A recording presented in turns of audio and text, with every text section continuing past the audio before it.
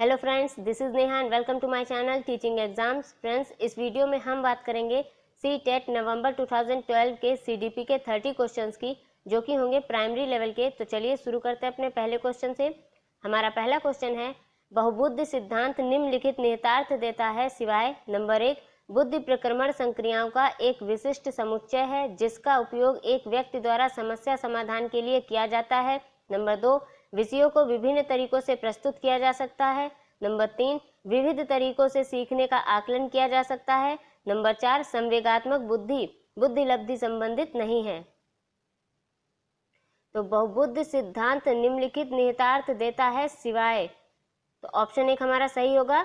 बुद्धि प्रक्रमण संक्रियाओं का एक विशिष्ट समुच्चय है जिसका उपयोग एक व्यक्ति द्वारा समस्या समाधान के लिए किया जाता है।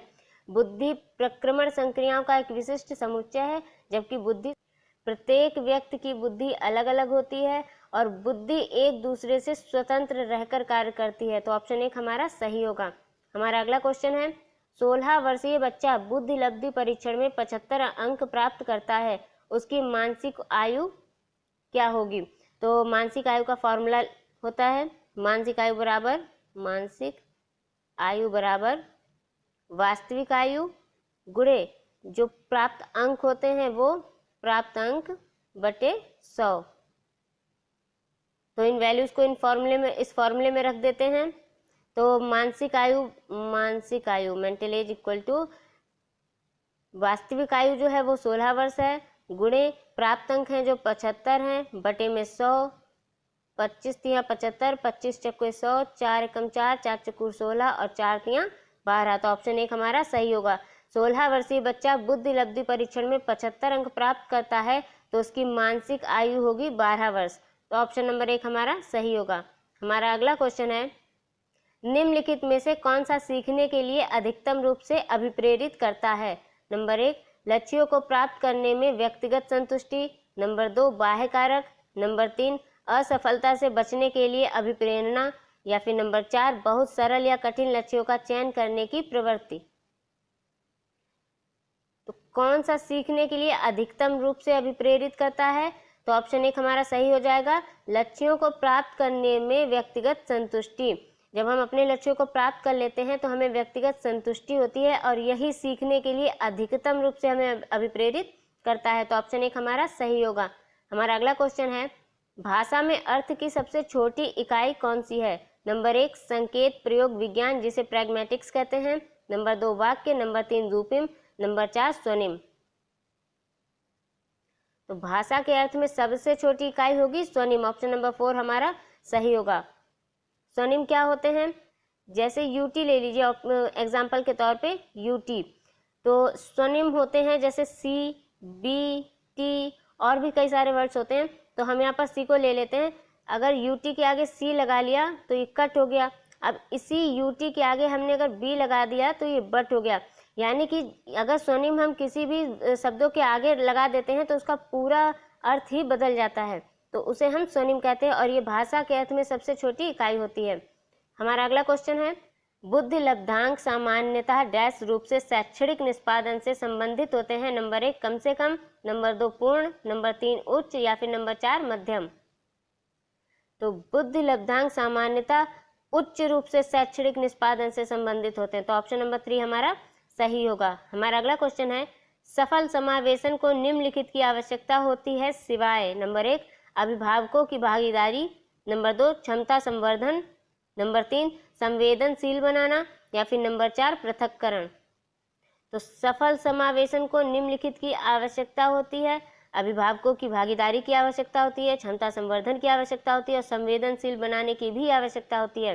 यहाँ पूछा जा रहा है सिवाय, तो सिवाय पृथक्करण के। तो ऑप्शन 4 हमारा सही होगा।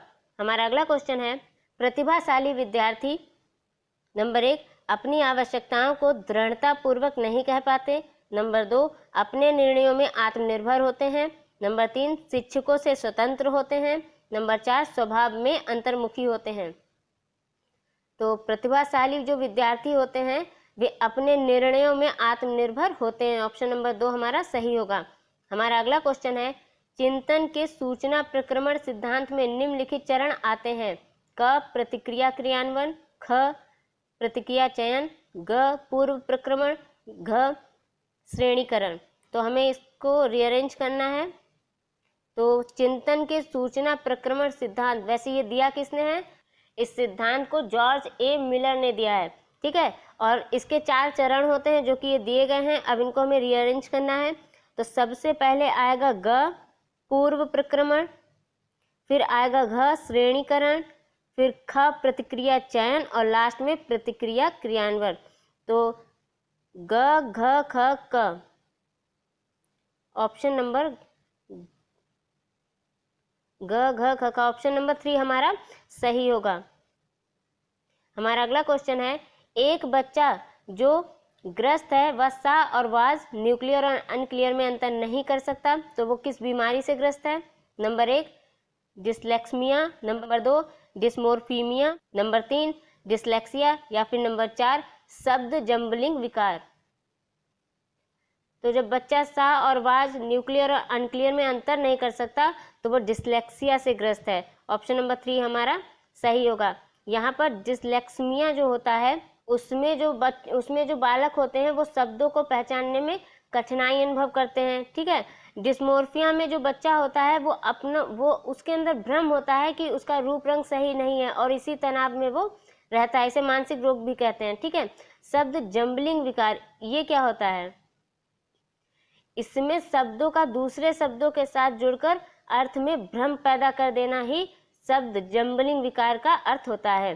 तो ऑप्शन नंबर हमारा जो यहाँ पर सही होगा, शब्द सा और वाज न्यूक्लियर और अनक्लियर में अंतर नहीं कर सकता तो वो डिसलेक्सिया से ग्रस्त है। ऑप्शन नंबर 3 हमारा सही होगा। हमारा अगला क्वेश्चन है, सीखने संबंधी निर्योग्यताएं सामान्यतः नंबर 1 अधिकतर उन बच्चों में पाई जाती है जो शहरी क्षेत्रों की अपेक्षा ग्रामीण क्षेत्रों से संबंध रखते हैं। नंबर 2 उन बच्चों में पाई जाती है विशेषता जिनके पैतृक अभिभावक इस प्रकार की समस्याओं से ग्रसित होते हैं। नंबर 3 औसत से श्रेष्ठ बुद्धि लब्धि वाले बच्चों में पाई जाती है। या फिर नंबर 4 लड़कियों की तुलना में अधिकतर लड़कों में पाई जाती है। तो सीखने संबंधी निर्योग्यताएं सामान्यतः उन बच्चों में पाई जाती हैं विशेषता जिनके पैतृक अभिभावक इस प्रकार की समस्याओं से ग्रसित होते हैं। तो ऑप्शन नंबर 2 हमारा सही होगा। हमारा अगला क्वेश्चन है, किशोर डैश का अनुभव कर सकते हैं। नंबर 1 आत्मसिद्धि के भाव, नंबर 2 जीवन के बारे में परितृप्ति के भाव, नंबर 3 दुश्चिंतता और स्वयं के सरोकार, नंबर 4 बचपन में किए गए अपराधों के प्रति डर के भाव। तो जो किशोर होते हैं वो दुश्चिंतता और स्वयं के सरोकार का अनुभव कर सकते हैं। तो ऑप्शन नंबर 3 हमारा सही होगा। हमारा अगला क्वेश्चन है, शारीरिक रूप से अक्षम बच्चों को सामान्यता होता है। Number 1 dyslexia, number 2 dysgraphia, number dysthymia, number 4 dyscalculia. तो डिसलेक्सिया अभी हमने पढ़ा है जहाँ पर सा वाज न्यूक्लियर अनक्लियर में बच्चा भेद नहीं कर पाता है, अंतर नहीं कर पाता। डिस्ग्राफिया क्या होता है? डिस्ग्राफिया में जो बच्चे होते हैं वो लिखने में कठिनाई महसूस करते हैं, ठीक है, उनको लिखने में कठिनाई होती है और जिसको हम शारीरिक रूप से अक्षम बच्चे भी बोल सकते हैं। तो हमारा जो आंसर होगा वो डिस्ग्राफिया ही होगा। लेकिन बाकी भी ऑप्शन देखते हैं। डिसलेक्सिया जैसे सा और वाज में अंतर ना कर पाना, डिस्थीमिया ही होता है जिसमें बच्चा हमेशा ज़्यादातर तनाव में रहता है, लगातार तनाव में रहता है, और डिस्कैल्कुलिया जो होता है वो गणित से संबंधित होता है, ठीक है। तो हमारा ऑप्शन होगा डिस्ग्राफिया, क्योंकि इसमें बच्चा लिखने में कठिनाई अनुभव करता है जो कि शारीरिक रूप से अक्षम बच्चों की श्रेणी में आता है। हमारा अगला क्वेश्चन है, आंशिक पुनर्बलन नंबर 1 पशुओं को प्रशिक्षित करने में सर्वाधिक कार्य करता है।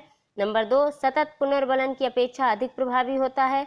नंबर 3 सतत पुनर्बलन की अपेक्षा कम प्रभावी होता है। या फिर नंबर 4 वास्तविक कक्षा कक्ष में अनुप्रयुक्त नहीं किया जा सकता। तो जो आंशिक पुनर्बलन होता है वो सतत पुनर्बलन की अपेक्षा अधिक प्रभावी होता है। तो ऑप्शन नंबर 2 हमारा सही होगा।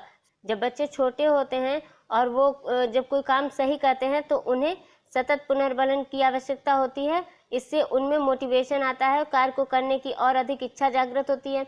लेकिन बाद के कुछ ही प्रयासों के बाद जब उनकी रिस्पॉन्स जब सही आने लगते हैं तो उन्हें आंशिक पुनर्बलन की आवश्यकता होती है, सतत पुनर्बलन की नहीं। तो आंशिक पुनर्बलन सतत पुनर्बलन की अपेक्षा अधिक प्रभावी होता है। अगर हमें हर काम में पुरस्कार मिलने लगे तो हम पुरस्कार की कीमत नहीं समझेंगे, लेकिन जब हम थोड़े ज़्यादा कार्य करेंगे और उसके बाद हमें एक इनाम मिलेगा तो उसकी वैल्यू हमें ज़्यादा होगी।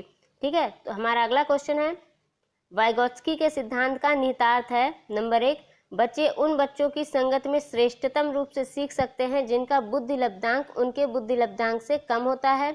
नंबर 2, सहयोगात्मक समस्या समाधान। नंबर 3, प्रत्येक विद्यार्थी को व्यक्तिगत रूप से दत्त कार्य देना। नंबर 4, प्रारंभिक व्याख्या के बाद कठिन सवालों को हल करने में बच्चे की सहायता न करना।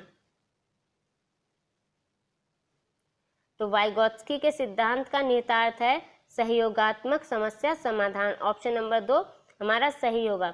हमारा अगला क्वेश्चन है, निम्नलिखित में से कौन सा सूक्ष्म गतिक कौशल का उदाहरण है। नंबर 1 चढ़ना, नंबर 2 फुदकना, नंबर 3 दौड़ना, नंबर 4 लिखना। तो सूक्ष्म गतिक कौशल का उदाहरण होगा लिखना। ऑप्शन नंबर 4 हमारा सही होगा। सूक्ष्म गतिक कौशल में आंख, उंगली और हाथ से लिखने की क्रियाएं शामिल होती हैं, और जो स्थूल गतिक कौशल होता है उसमें हाथ और पैर दोनों का प्रयोग करके कार्य किया जाता है। जैसे चढ़ना, दौड़ना, फुदकना, ये सब स्थूल गतिक कौशल में आएगा, और लिखना सूक्ष्म गतिक कौशल में आएगा। हमारा अगला क्वेश्चन है, विद्यालय में नियमित उपस्थिति के लिए वंचित बच्चों को प्रोत्साहित करने का निम्नलिखित में से कौन सा तरीका सर्वाधिक उपयुक्त होगा। नंबर 1, विद्यालय द्वारा बच्चों को एकत्रित करने वाले एक व्यक्ति को नियुक्त किया जाए जो प्रतिदिन घरों से बच्चों को लेकर आए। नंबर 2, बच्चों को आकर्षित करने के लिए प्रतिदिन 5 रुपए देना। नंबर 3, आवासीय विद्यालय खोलना। या फिर नंबर 4, बच्चों को विद्यालय आने की अनुमति न देने को कानूनन दंडनीय अपराध बनाया जाए।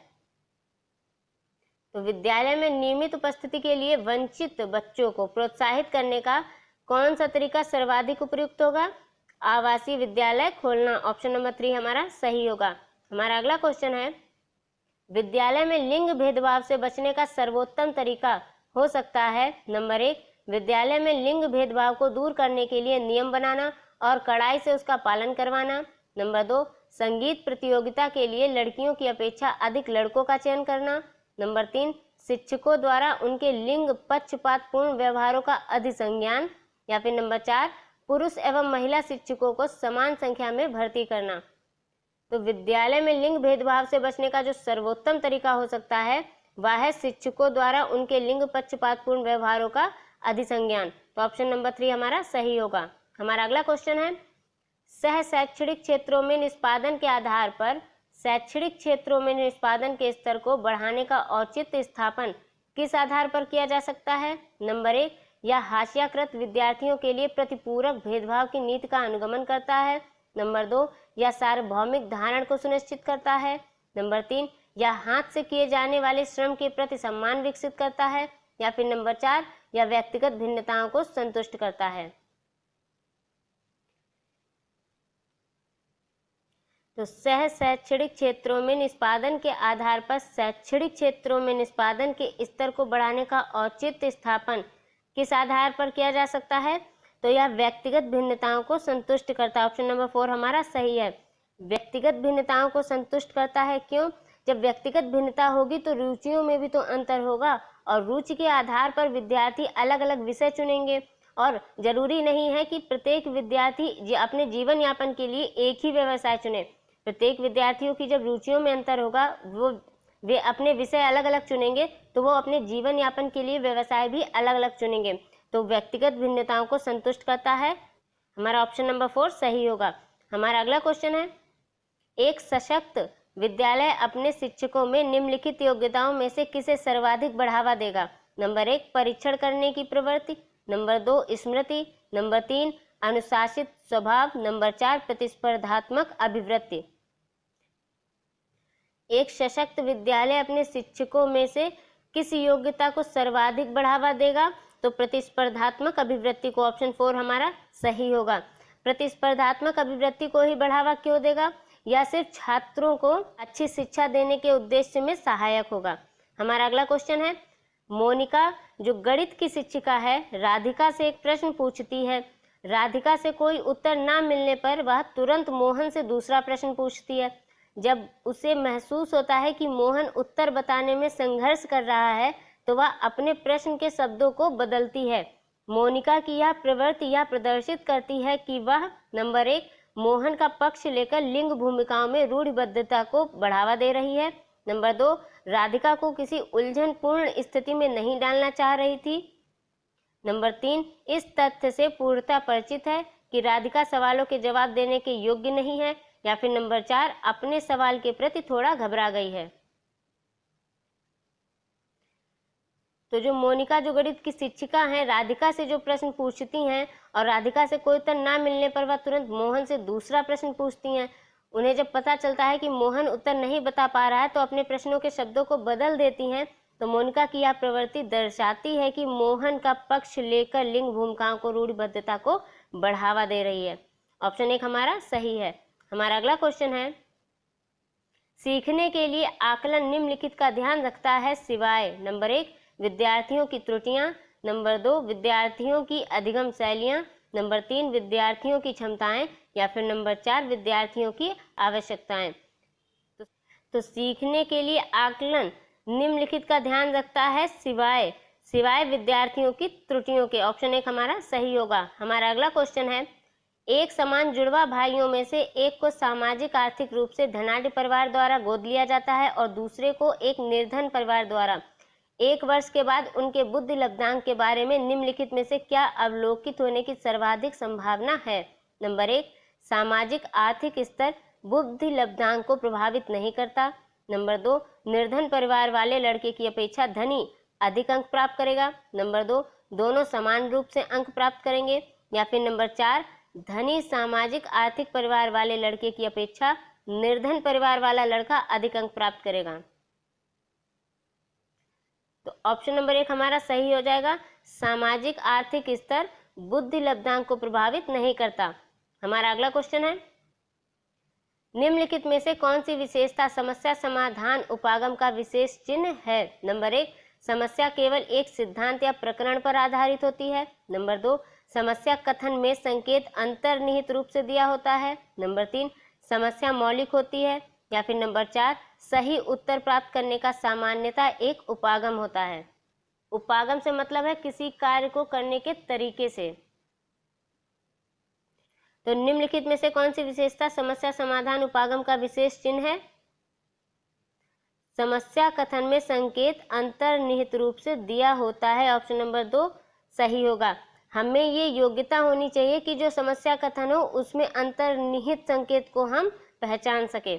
हमारा अगला क्वेश्चन है, बच्चों द्वारा की जाने वाली त्रुटियों के संबंध में निम्नलिखित में से कौन सा कथन सत्य है? नंबर 1, प्रत्येक त्रुटि को सुधारने में बहुत अधिक समय लगेगा तथा एक शिक्षक के लिए थकाने वाला होगा। नंबर 2, स्वयं बच्चों द्वारा त्रुटियों को सुधारा जा सकता है, इसलिए शिक्षक को उन्हें तुरंत ही नहीं सुधारना चाहिए। नंबर 3, यदि एक शिक्षक कक्षा कक्ष में सभी बच्चों की त्रुटियों को सुधारने योग्य नहीं हो तो यह संकेत करता है कि शिक्षक शिक्षा की व्यवस्था असफल है। नंबर 4, एक शिक्षक को प्रत्येक त्रुटि पर ध्यान नहीं देना चाहिए, अन्यथा पाठ्यक्रम पूरा नहीं होगा। तो बच्चों द्वारा की जाने वाली त्रुटियों के संबंध में निम्नलिखित में से कौन सा कथन सत्य होगा? ऑप्शन 3 हमारा सही होगा। यदि एक शिक्षक कक्षा कक्ष में सभी बच्चों की त्रुटियों को सुधारने योग्य नहीं हो तो यह संकेत करता है कि शिक्षक शिक्षा की व्यवस्था असफल है। ऑप्शन नंबर 3 हमारा सही होगा। हमारा अगला क्वेश्चन है, प्राथमिक कक्षा में सकारात्मक वातावरण निर्मित करने के लिए एक शिक्षक को नंबर 1, सकारात्मक अंत वाली कहानियां सुनानी चाहिए। नंबर 2, सुबह प्रत्येक बच्चे का अभिवादन करना चाहिए। नंबर 3, विभेद नहीं करना चाहिए और प्रत्येक बच्चे के लिए समान लक्ष्य सुनिश्चित करने चाहिए। या फिर नंबर 4, समूह गतिविधियों के दौरान समाज मिति के आधार पर उन्हें अपने समूह बनाने की अनुमति देनी चाहिए। तो प्राथमिक कक्षा में सकारात्मक वातावरण निर्मित करने के लिए एक शिक्षक को विभेद नहीं करना चाहिए और प्रत्येक बच्चे के लिए समान लक्ष्य सुनिश्चित करने चाहिए। ऑप्शन नंबर 3 हमारा सही होगा। हमारा अगला क्वेश्चन है, विद्यार्थियों के पोर्टफोलियो के लिए सामग्री का चयन करते समय क्या जरूरी होना चाहिए? नंबर 1, अभिभावकों का समावेशन, विद्यार्थियों का बहिष्करण, अन्य शिक्षकों का समावेशन या फिर विद्यार्थियों का समावेशन। तो विद्यार्थियों के पोर्टफोलियो के लिए सामग्री का चयन करते समय विद्यार्थियों का समावेशन जरूर होना चाहिए। ऑप्शन नंबर 4 हमारा सही होगा। यहाँ पोर्टफोलियो का क्या मतलब है? पोर्टफोलियो प्रत्येक छात्र का एक फोल्डर होता है जिसमें प्रत्येक बच्चे की प्रत्येक बच्चे की गतिविधियों का दस्तावेज होता है, या फिर कहते हैं उसमें जेरॉक्स होता है, प्रमाण पत्र होता है, फोटोग्राफ के साक्ष्य होते हैं, तो उसी को पोर्टफोलियो कहते हैं। हमारा अगला क्वेश्चन है, नर्सरी कक्षा में शुरुआत करने के लिए कौन सी विषय वस्तु सबसे अच्छी है? नंबर 1 मेरा प्रिय मित्र, नंबर 2 मेरा पड़ोस, नंबर 3 मेरा विद्यालय, या फिर नंबर 4 मेरा परिवार। तो नर्सरी कक्षा में शुरुआत करने के लिए जो सबसे अच्छी थीम होगी वो होगा मेरा परिवार। ऑप्शन नंबर 4 हमारा सही होगा, क्योंकि नर्सरी कक्षा के जो बच्चे होंगे उनका सबसे जो घनिष्ठ संबंध होगा वो परिवार से ही होगा। हमारा अगला क्वेश्चन है, वे शिक्षार्थी जो समृद्ध ज्ञान और शैक्षणिक दक्षता की हार्दिक इच्छा प्रदर्शित करते हैं उनके पास होता है नंबर 1 कार्य परिहार अभिविन्यास, नंबर 2 नैपुण्यता अभिविन्यास, नंबर 3 निष्पादन उपागम अभिविन्यास, नंबर 4 निष्पादन परिहार अभिविन्यास। यहाँ निष्पादन का अर्थ होगा क्षमता के अनुसार किसी कार्य को पूरा करना, उपागम का मतलब होता है किसी कार्य को करने के तरीके से, और अभिविन्यास का मतलब होता है सीखने से। तो वे शिक्षार्थी जो समृद्ध ज्ञान और शैक्षणिक दक्षता की हार्दिक इच्छा प्रदर्शित करते हैं उनके पास होता है ऑप्शन नंबर 3 निष्पादन उपागम अभिविन्यास। हमारा अगला क्वेश्चन है, शिक्षक डैश के अलावा निम्नलिखित सभी को करते हुए समस्या समाधान को विद्यार्थियों के लिए मजेदार बना सकता है। नंबर 1 मुक्त अंत वाली सामग्री उपलब्ध कराने, नंबर 2 मुक्त खेल के लिए समय देने, नंबर 3 सृजनात्मक चिंतन के लिए असीमित अवसर उपलब्ध कराने, नंबर 4 जब विद्यार्थी स्वयं से कोई कार्य करने की कोशिश कर रहे हो तो उनसे परिपूर्णता की अपेक्षा करने। तो शिक्षक किसके अलावा निम्नलिखित सभी को करते हुए समस्या समाधान को विद्यार्थियों के लिए मजेदार बना सकता है। तो ऑप्शन नंबर 4 हमारा सही होगा, जब विद्यार्थी स्वयं से कोई कार्य करने की कोशिश कर रहे हो तो उनसे परिपूर्णता की अपेक्षा करने। हमें उनसे परिपूर्णता की अपेक्षा नहीं करनी चाहिए। अगर हम उनसे परिपूर्णता की अपेक्षा करेंगे तो उन पर प्रेशर बनने लगेगा कार्य को जल्दी या सही करने का, जिससे उनके कार्य में त्रुटियां हो सकती हैं। तो ऑप्शन नंबर 4 हमारा सही होगा।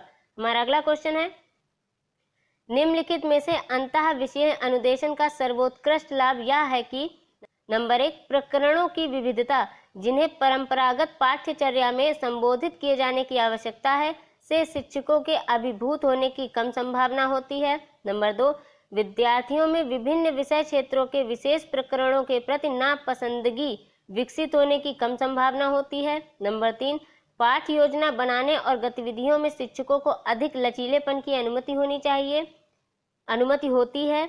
या फिर नंबर 4 विद्यार्थियों को सीखे गए नए ज्ञान का बहु संदर्भों में अनुप्रयोग करने और सामान्यीकृत करने के अवसर दिए जाते हैं।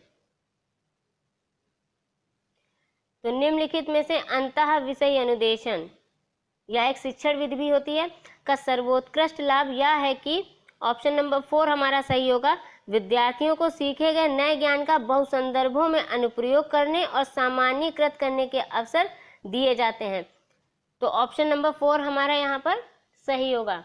होपफुली फ्रेंड्स आपको ये सारे प्रश्न समझ में आए होंगे, और अगर आपको यह वीडियो अच्छा लगे तो मेक श्योर मेरे चैनल को सब्सक्राइब करें, वीडियो को लाइक करें और बेल बटन को प्रेस करना ना भूलें ताकि मेरी नई वीडियोस की नोटिफिकेशन आप तक पहुंच सके। Till then bye, take care and thank you for watching.